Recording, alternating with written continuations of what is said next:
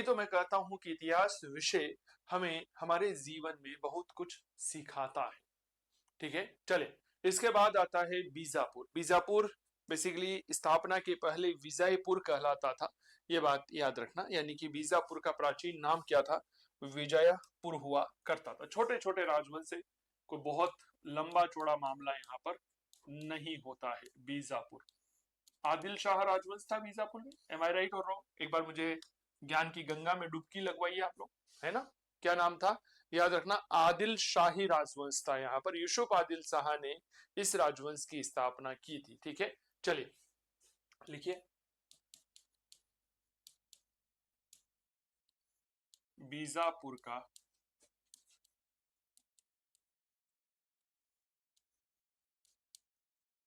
प्राचीन नाम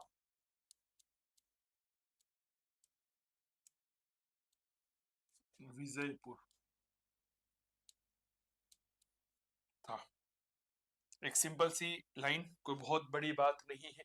यहाँ पर यूसुफ आदिल शाह जो है, या यूसुफ आदिल शाह जो है, उसने आदिल शाही राज्य की स्थापना की थी, आदिल शाही वंश की स्थापना की थी। कब की थी? 1489-90 ईस्वी के आसपास की यह बात है। ठीक है, लिखिए यहाँ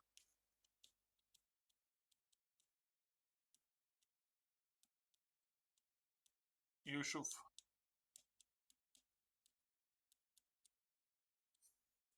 आदिल शाह ने 1489-90 ईस्वी में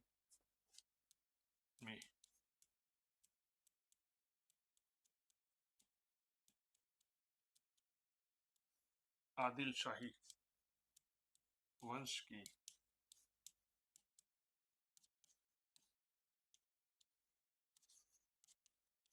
स्थापना की। आदिल शाही वंश लिख लीजिए। मैंने आपसे क्या कहा, कोई बहुत लंबा चौड़ा यहाँ पर मामला नहीं। ठीक है, चल। पहला शासक यूसुफ आदिल शाह।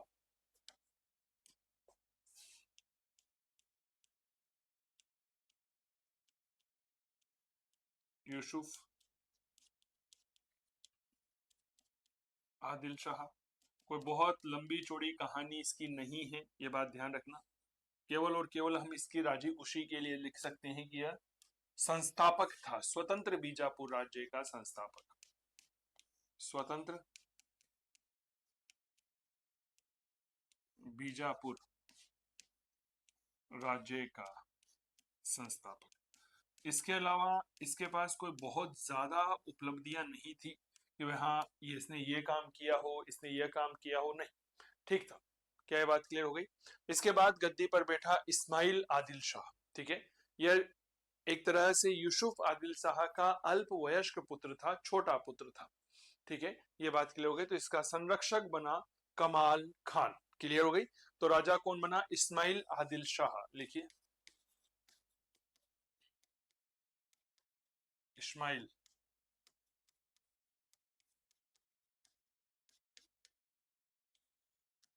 आदिल शाह। चलिए, कुछ नहीं लिखना, केवल संरक्षक लिख लीजिए, कमाल खान, बस बात खत्म। ये वो बातें हैं जो हमारी परीक्षा में पूछी जाती है। इसके अलावा कोई महत्वपूर्ण जानकारी जो है वह हमें देखने को नहीं मिलती। मैंने आपसे पहले भी कहा कि हम चाहें तो प्रत्येक राजा के ऊपर एक विशेष प्रकार की पीएचडी की जा सकती है, लेकिन आप मुझे बताइए कि आपको एक परीक्षा पास करनी है या आपको जो है वह पीएचडी देनी है। ठीक है, मुझे नहीं लगता कि ऐसा कोई मामला आपके समक्ष आएगा। चले, इसके बाद में एक राजा बनता है जिसका नाम आता है इब्राहिम आदिल शाह। ठीक है, क्या नाम आता है? इब्राहिम आदिल शाह। यह यूसुफ आदिल शाही का दूसरा पुत्र था, जो इस इस्माइल आदिल शाह की मृत्यु के बाद में इब्राहिम आदिल शाह के नाम से गद्दी पर बैठा था। चले अगला राजा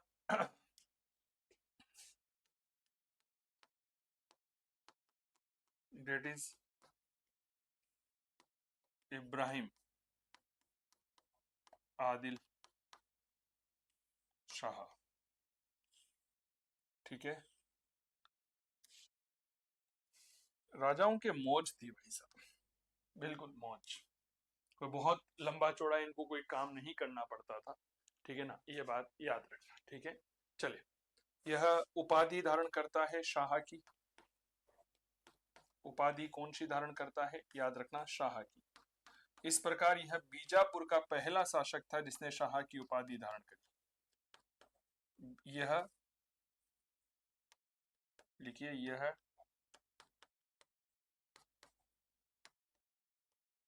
बीजापुर का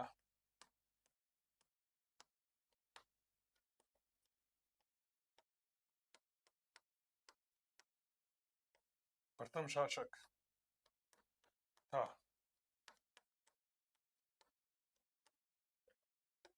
जिसने शाह की उपाधि धारण की। इसके पहले के जो दो राजा हुए हैं, चाहे वह यूसुफ आदिल शाह हो चाहे इस्माइल आदिल शाह हो, क्या ये बात क्लियर हो गई मेरे प्यारे साथियों? इन राजाओं ने अपने नाम के आगे शाह जरूर लगाया, क्या ये बात क्लियर हो गई क्या? लेकिन इन्होंने कभी भी शाह की उपाधि को धारण नहीं किया था, क्या ये बात क्लियर हो गई क्या? अब इब्राहिम आदिल शाह बड़ा धर्म संप्रभु व्यक्ति था, धर्म संप्रभु, धार्मिक सहिष्णुता वाला व्यक्ति था। इसने हिंदू जो थे, इन हिंदुओं को उच्च पदों पर नियुक्त किया, ठीक है। दरबार में मराठों को प्रमुखता दी। मराठों को प्रमुखता देने का कारण क्या था कि भाई साहब, मराठे जो है बड़े बुद्धिमान, तीक्ष्ण बुद्धि के व्यक्ति, और जब ये लड़ने जाते तो बड़े गजब की और बहुत शानदार तरीके से युद्ध करते थे। इब्राहिम आदिल शाह ने कहा, मेरे यहाँ पर कोई भेदभाव नहीं चलेगा। हिंदवी एक भाषा होती है, हिंदवी भाषा जो है वह हिंदुस्तान में बोली जाती है, तो उसे हिंदू ही कहा गया। हिंदवी जो जिसे हम एक तरह से दक्कनी उर्दू भी कहते हैं, उसे फारसी के स्थान पर राजभाषा बनाया था। तो डायरेक्ट प्रश्न पूछा जाएगा कि बताइए, फारसी के स्थान पर हिंदवी को राजभाषा बनाने वाला कौन था? इब्राहिम आदिल शाह था। लिखिए, इसने इसने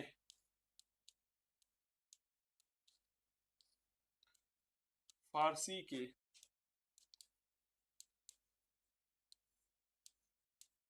स्थान पर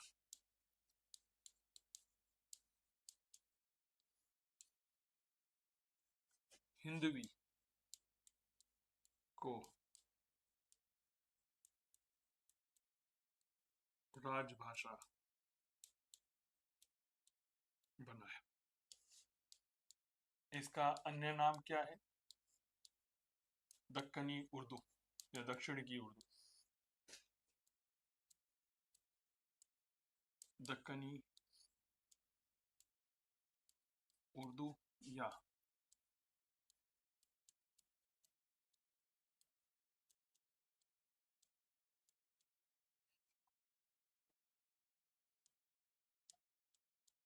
उर्दू। इसने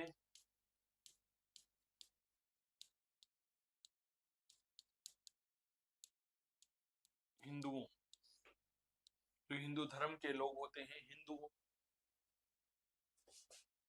व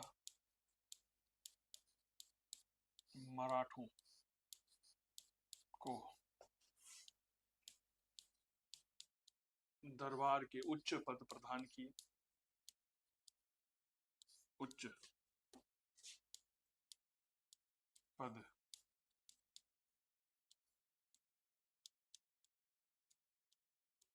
प्रदान किए, ठीक है। उच्च पद जो है वह प्रदान किए, ठीक है। क्या ये बात क्लियर हो गई?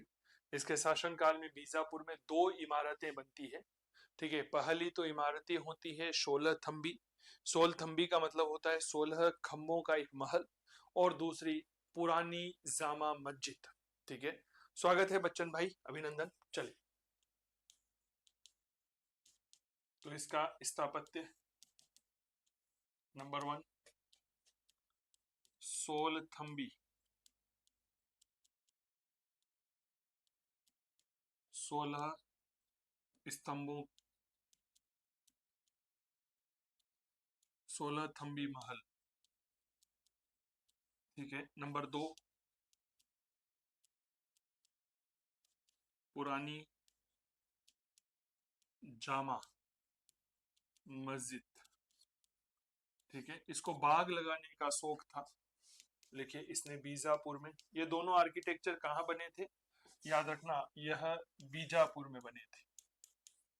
कहाँ बने थे, ध्यान रखिएगा, बीजापुर में। अच्छा, इसके अलावा एक बात और याद रखिएगा, कहा जाता है कि इसने यानी कि इब्राहिम आदिल शाह ने इसे बाग लगाने का शौक था। इसे शौक को हम क्या कह सकते हैं, इसे इसे शौक को क्या कहा जा सकता है, शौक, इसे बाग लगाना पसंद था, ऐसा कुछ कह सकते हैं, या इसने अनेक बाग लगवाए, ऐसा कह लो। इसने फिरोज शाह तुगलक ने भी इसी तरह से अनेक बाग लगवाए, इसने अनेक बाग लगवाए। कुछ राजा तो ऐसे होते हैं जो लीग से हटकर के काम करते हैं, उनमें इब्राहिम आदिल शाह का नाम आता है। क्या ये बात क्लियर हो गई? चलिए, इसके बाद गद्दी पर बैठा अली आदिल शाह। अली आदिल शाह का राज्याभिषेक होता है 1558 ईस्वी में, और यह अपने राज्याभिषेक के अवसर पर जो है शाहपुर नाम का नगर बसाता है। ठीक है ना, ये बात थोड़ा सा ध्यान रखना। चलिए लिखिए अली आदिल शाह, नाम याद रखिएगा, अली आदिल शाह।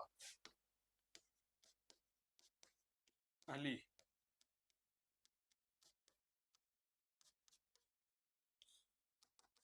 आदिल शाह।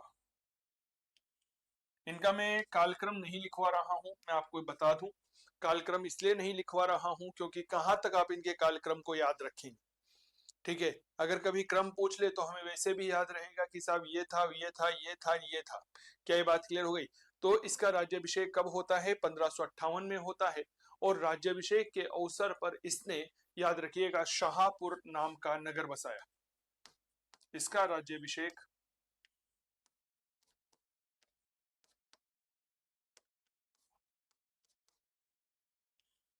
शेख 1558 ईस्वी में हुआ,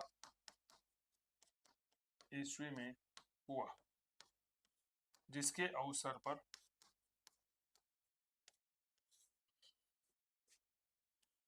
जिसके अवसर पर इसने शाहपुर नामक नगर बसाया। शाहपुर नाम का नगर बसाया राज्याभिषेक के अवसर पर।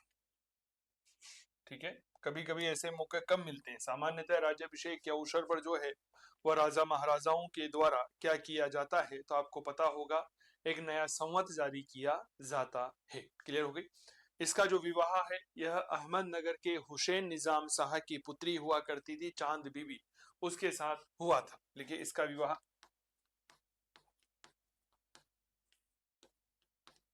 विवाह अहमदनगर के अहमदनगर, ठीक है, के हुसैन निजाम शाह की पुत्री, अहमदनगर के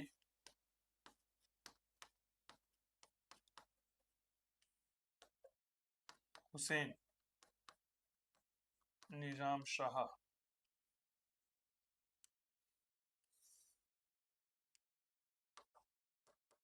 की पुत्री चांद बीबी से हुआ था। ठीक है, हुसैन निजाम शाह की बेटी थी, नाम था चांद बीबी। चांद बीबी इतिहास में काफी ज्यादा लोकप्रिय रही है, समय के साथ चर्चा करूं। क्या ये बात क्लियर हो गई मेरे प्यारे साथियों? अब थोड़ा सा इसके संदर्भ में पढ़िएगा कि मूल रूप से अली आदिल शाह ने क्या क्या काम किया। इसने कुछ शानदार और गजब के किलों का निर्माण करवाया, जैसे उदाहरण के लिए इसने बीजापुर का किला बनाया, इसने धारूर का किला बनवाया था, इसने बांकापुर का किला बनवाया। ठीक है, चलिए, अली आदिल शाह ने, अली आदिल शाह ने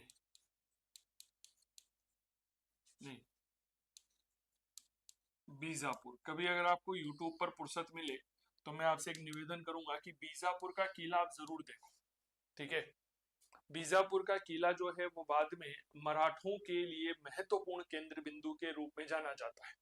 क्या ये बात क्लियर हो गई? बीजापुर, धारूर व बांकापुर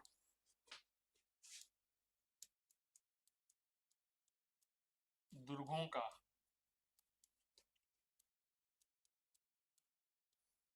निर्माण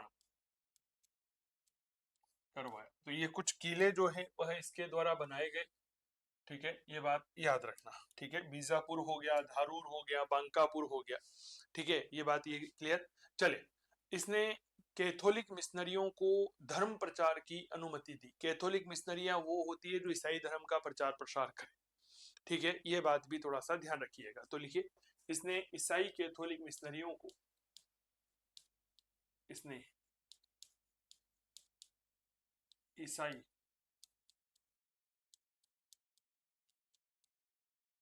कैथोलिक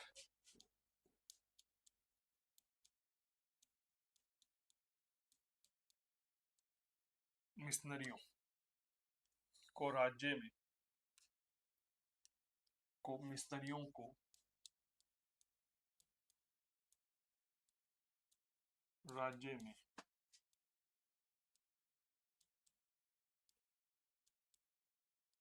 धर्म प्रचार की अनुमति दी।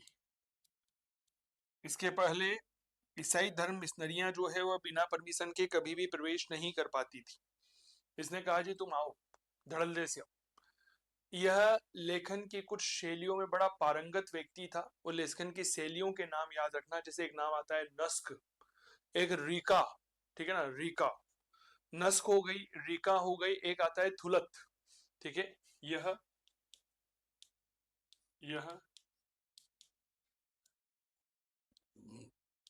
लेखन की निम्न शैलियों में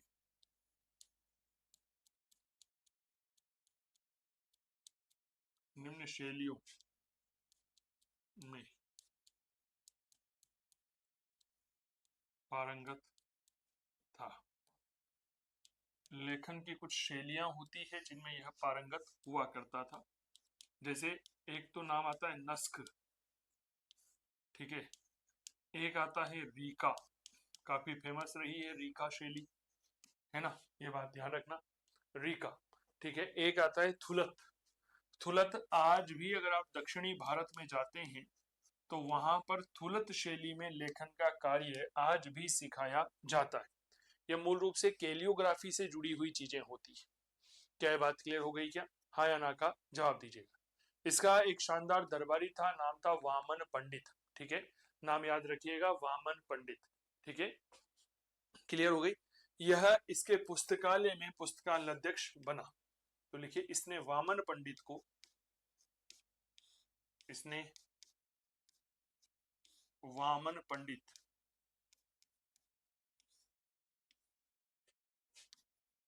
को पुस्तकालय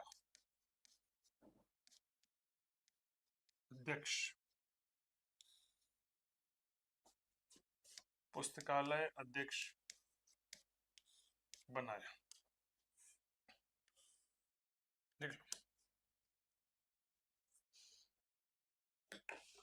वामन पंडित को पुस्तकालय अध्यक्ष बनाया। वामन पंडित को पुस्तकालय अध्यक्ष बनाया। लिख लो।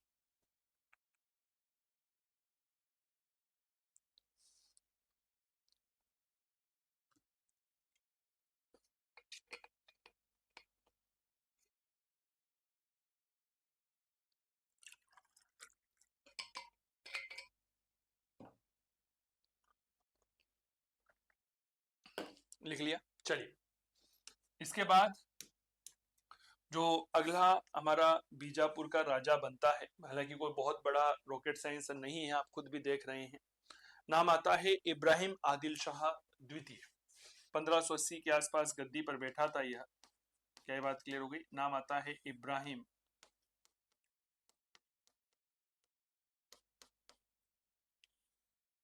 आदिल शाह द्वितीय। देखो सब, इब्राहिम आदिल शाह द्वितीय के बारे में जो बातें आपको यहाँ पर समझनी चाहिए वो ये समझनी चाहिए कि इसकी एक बेटी थी, उस बेटी के लिए योग्य वर की तलाश थी, इसको मिला मुगल राजकुमार दानियाल। ठीक है, तो इसने अपनी बेटी का विवाह मुगल राजकुमार दानियाल के साथ किया था। दानियाल मूल रूप से अकबर का बेटा था। ठीक है ना, तो लिखिए इसने अपनी पुत्री का विवाह, इसने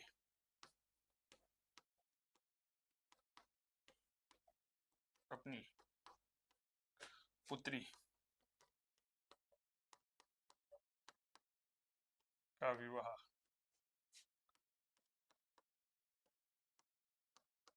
मुगल राजकुमार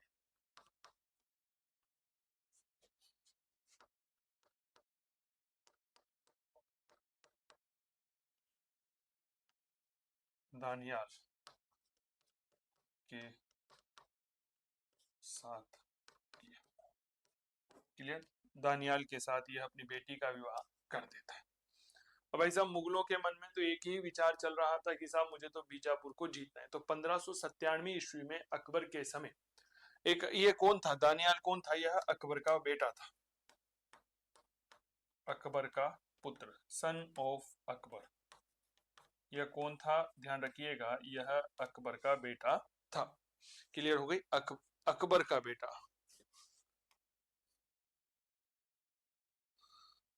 अकबर,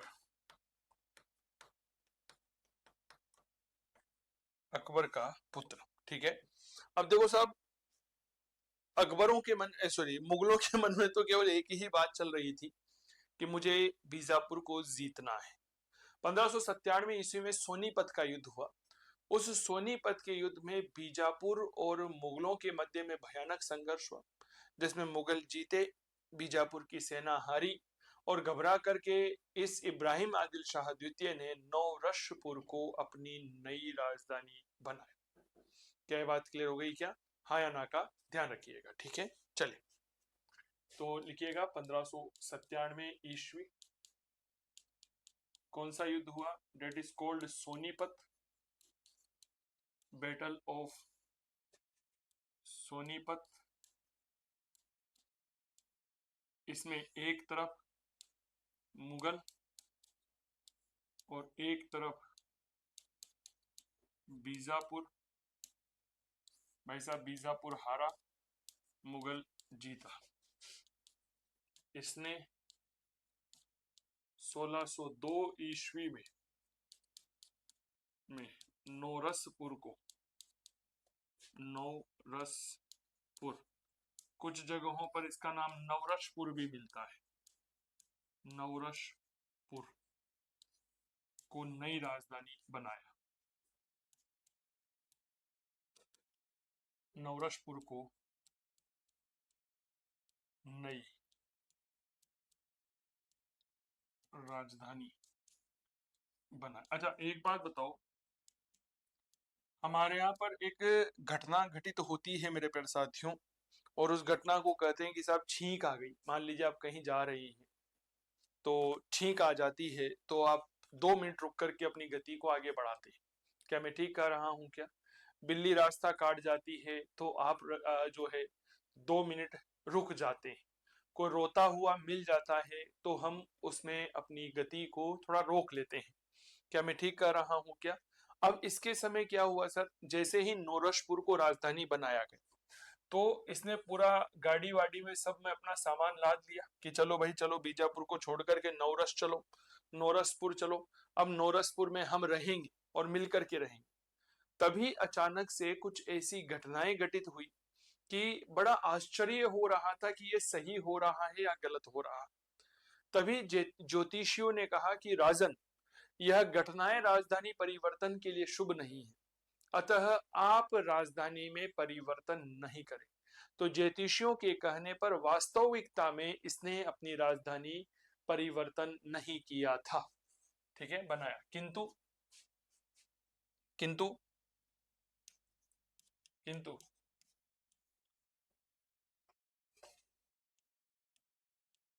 ज्योतिषियों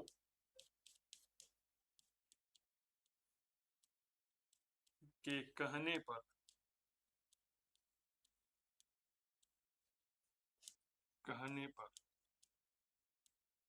इसने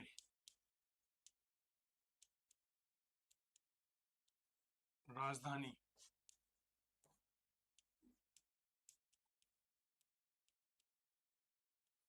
परिवर्तन नहीं की थी। तो भाई साहब, अगर आप ऐसा सोचते हो ना कि केवल और केवल आप ही ज्योतिष पे विश्वास करते हैं, तो शायद मुझे लगता है कि गलत है। ये राजा भी ज्योतिष पे विश्वास करते थे। मैं हुमायूं, मुगल शासक हुमायूं के बारे में बात करूंगा, तो हुमायूं के बारे में कहा जाता है कि वो ज्योतिष पर इतना ज्यादा विश्वास करता था कि सातों दिन अलग अलग रंग के कपड़े पहना करता था। क्या ये बात क्लियर हो गई क्या? बताइए। इसके समय संगीत की बहुत शानदार किताब नौरश की रचना की गई थी, ठीक है, और इसने वापस उर्दू को अपनी राजकीय भाषा बनाया। लिखिए, इसने उर्दू को राजभाषा बनाया। इसके समय संगीत पर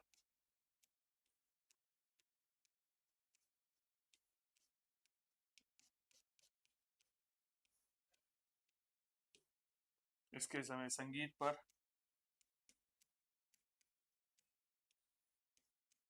किताब नौरश की रचना हुई।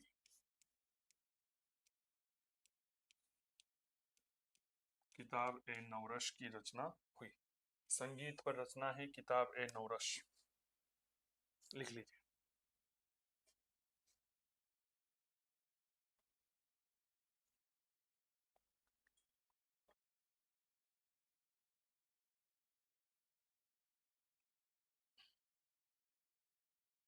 ठीक है, चलिए। इसने दक्कनी चित्रकला शैली की शुरुआत करी। इसके पहले कोई भी इस तरह का काम नहीं करता था। जिसे दक्कनी चित्रकला शैली को हम बीजापुरी चित्र शैली भी कह सकते हैं। ठीक है, इसका जो उदाहरण है वह हमें नजुम नजुम उल उलूम की चित्रकला श्रृंखला में देखने को मिल जाता है। तो लिखिए, इसने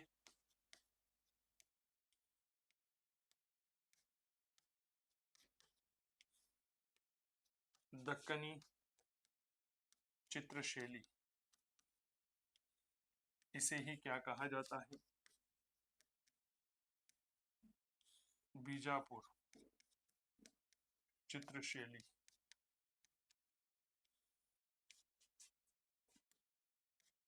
को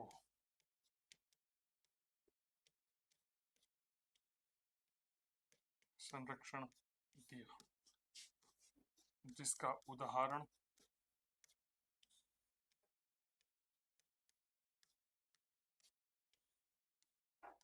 हमें नज्मु उल उलूम, ठीक है, नजमु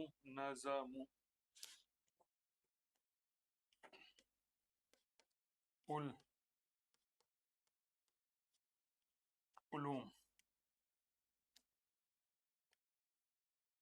की चित्र श्रृंखला में देखने को मिलता है। कि चित्र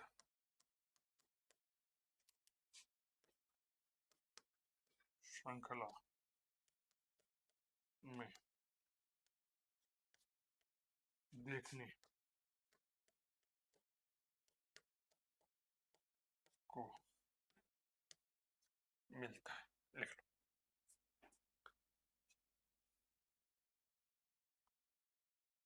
अच्छा, एक आपने मध्यकाल में आप बार बार एक नाम बहुत अच्छे से सुनते हैं, फरिश्ता फरिश्ता, फरिश्ता ने ये कहा, याद आ रही है क्या? हमने लगभग लगभग ज्यादा भी नहीं तो 25 बार फरिश्ता का जिक्र किया, तारीख फरिश्ता का जिक्र किया था। तो मूल रूप से यह जो राजा बीजापुर का हम पढ़ रहे हैं, इब्राहिम आदिल शाह द्वितीय, इसी के काल में सन 1612 ईस्वी में फरिश्ता ने की तारीख फरिश्ता की रचना की थी। क्या ये बात क्लियर हो गई? तो लिखिए, इसी के शासनकाल में इसी के शासनकाल में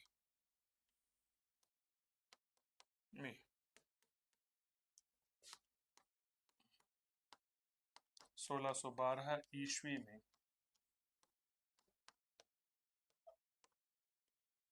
फरिश्ता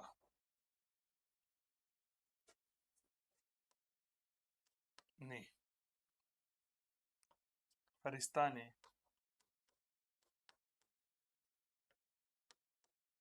तारीख ए फरिश्ता की रचना की थी। भाई साहब, इब्राहिम अल-दिल शाह द्वितीय, ठीक है, काफी ज्यादा महत्वपूर्ण राजा। कहा जाता है कि यह उदार व्यक्ति था, ठीक है। इसकी उदारता की वजह से इसे जगत गुरु कहा जाता था। यह अबला बाबा और निर्धनों का मित्र कहलाता था, ठीक है।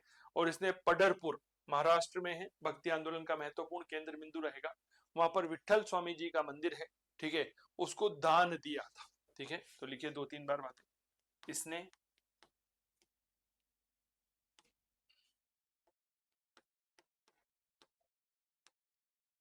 पडरपुर कहां पर है? महाराष्ट्र में।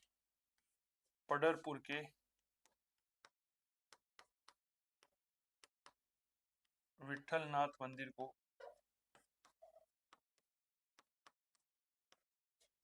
को दान दिया। पडरपुर के विठलनाथ मंदिर को यह क्या देता है? दान देता है। लिख लीजिए।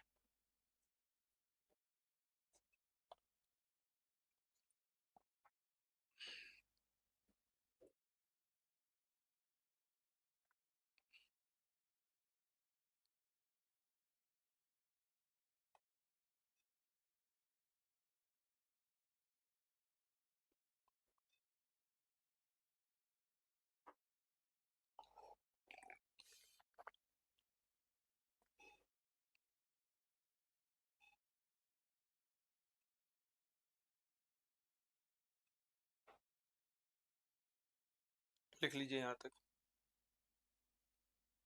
चलिए आगे बढ़े। बहुत बढ़िया। इसकी उदारता के कारण इब्राहिम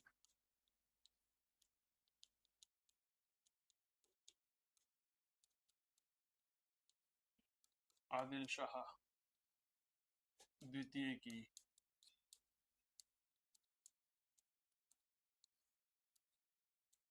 उदारता के कारण इसे जगत गुरु क्या कहा जाता है? जगत गुरु। दूसरा नाम आता है अबला बाबा। जगत गुरु अबला बाबा, वह निर्धनों का मित्र या निर्धनों का मसीहा, एक ही बात है। निर्धनों का मसीहा कहा जाता है। लिख। लग रहा है ना कि बहुत छोटे छोटे राजवंश से कोई बहुत ज्यादा मान्यता नहीं है, ये बात याद रखना, ठीक है। लिख लो।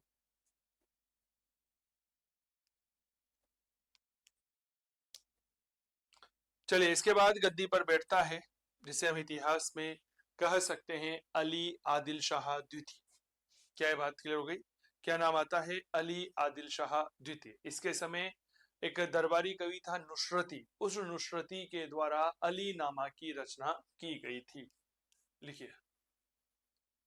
अच्छा, एक मिनट रुकिए। अगर हम इसके पहले थोड़ी सी परिचर्चा करें तो अभी हमने एक बात देखी कि शाह की उपाधि धारण करने वाला इब्राहिम आदिल शाह पहला राजा था। एम आई राइट और रॉन्ग? जिसने खुद ने ही उपाधि धारण करी। लेकिन एक ऐसा राजा भी हुआ है जिसे मुगल शासक शाहजहां ने शाह की उपाधि प्रदान की थी। नाम था मोहम्मद अली आदिल शाह। तो ये लिखो थोड़ा सा, एक मोहम्मद अली आदिल शाह के बारे में लिख लो, एक लाइन लिखिए। मोहम्मद अली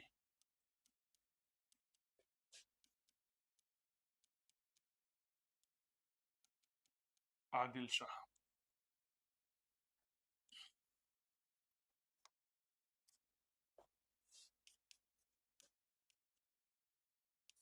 इसे मुगल शासक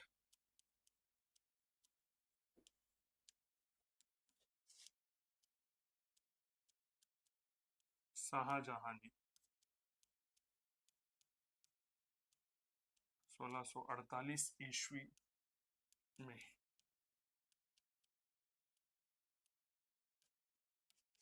शाह की उपाधि धारण की।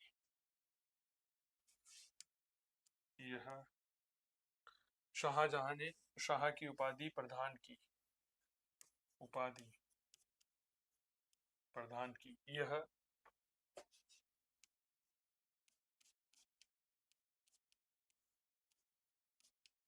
मुगलों की तरफ से यह उपाधि प्राप्त करने वाला, यह उपाधि प्राप्त करने वाला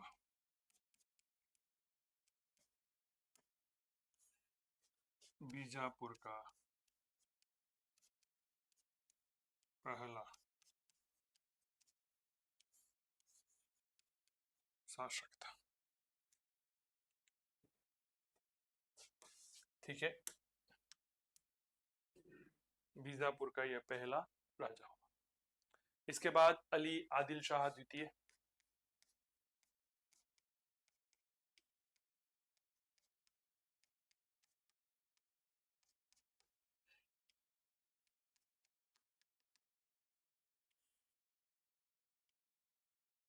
अली आदिल शाह द्वितीय। ठीक है, इसके दरबारी कवि नुसरत ने जो है अली नामा नाम की ग्रंथ लिखा था। मोहम्मद नुसरत ने जो है उसको बारे में कहते हैं। इसके द्वारा कुछ और किताबें लिखी गई मोहम्मद नुसरत ने, जैसे गुलशन ए आयशा और तारीख ए सिकंदरी। क्या बात क्लियर हो गई? चलिए, इसका दरबारी मोहम्मद नुसरत, मोहम्मद नुसरत था। इसके ग्रंथ मोहम्मद नुसरत, डायरेक्ट प्रश्न भी पूछा जाता है कि बताओ मोहम्मद नुसरत जो है वह किसका दरबारी था? अली आदिल शाह द्वितीय का था। पहला अली नामा, ठीक है, नंबर 1 पहला ग्रंथ अली नामा। ठीक है, पहली रचना है अली नामा। दूसरी रचना मानी जाती है इसकी गुलशन आयशा।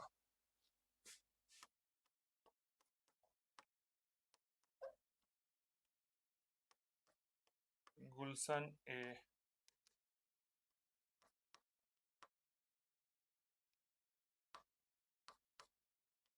आयशा। और तीसरी मानी जाती है तारीख ए सिकंदर।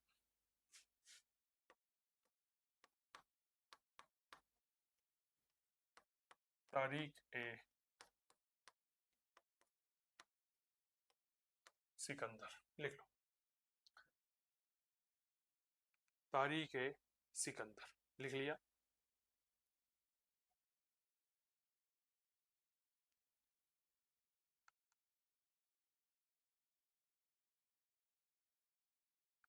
लिख लिया, चले, बहुत बढ़िया। दूसरी बातें, अली आदिल शाह के बारे में अगर आप और पढ़ते हैं तो कुछ इस तरह की जानकारियां मिलती है। किसने दक्षिण भारत में उर्दू और चित्रकला विद्यालय की स्थापना की थी? लिखिए, इसने दक्षिण भारत में, इसने दक्षिण में उर्दू व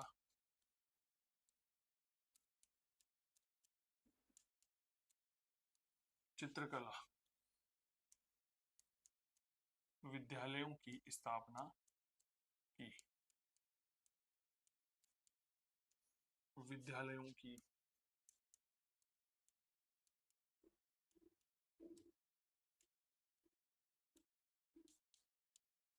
स्थापना की। ठीक है, कभी कभी इस तरह की चीजें याद रखना चाहिए। इसने एक मकबरा बनाया था जिसका खुद का था, जिसका नाम था अली रोजा। ठीक है, तो इसने अली रोजा नाम का एक बेहद विशाल मकबरा बनाया। लिखिए, इसने स्वयं का मकबरा बनवाया। इसने स्वयं का मकबरा बनवाया जिसे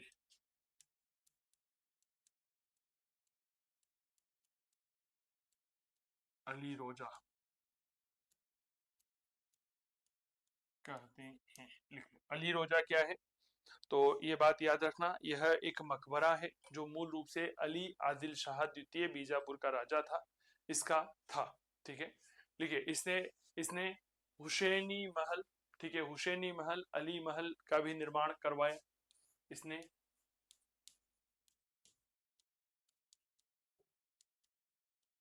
हुसैनी महल व अली महल, अली महल का भी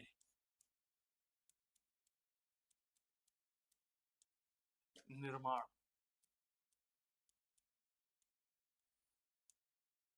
करवाया। ठीक है, तो कोई बहुत ज्यादा नहीं है, बस ये चीजें दो तीन तथ्य है। इसके बाद आता है सिकंदर आदिल शाह। ठीक है, इसके शासनकाल में मूल रूप से 12 सितंबर सन 1686 को औरंगजेब ने बीजापुर को मुगल साम्राज्य में मिला लिया। तो लिखिए, सिकंदर आदिल शाह बीजापुर का अंतिम शासक। सिकंदर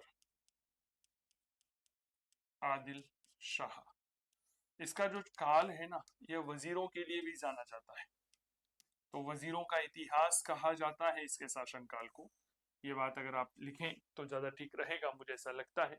इसका काल वजीरों का इतिहास का काल कहलाता है। लिखिए,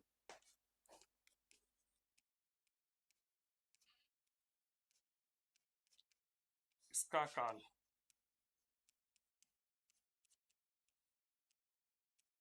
वजीरों के इतिहास का काल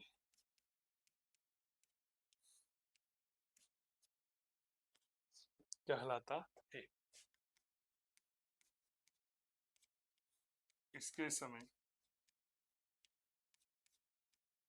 1686 ईस्वी में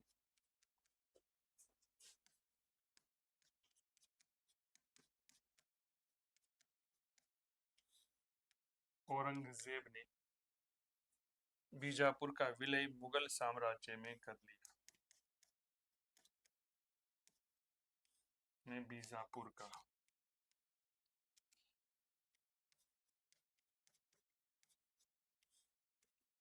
विलय मुगल साम्राज्य में कर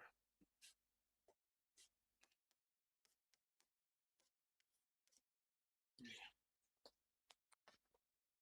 बस इतना सा ही है बीजापुर, लिख लो। बीजापुर इतना सा ही है, इससे ज्यादा बीजापुर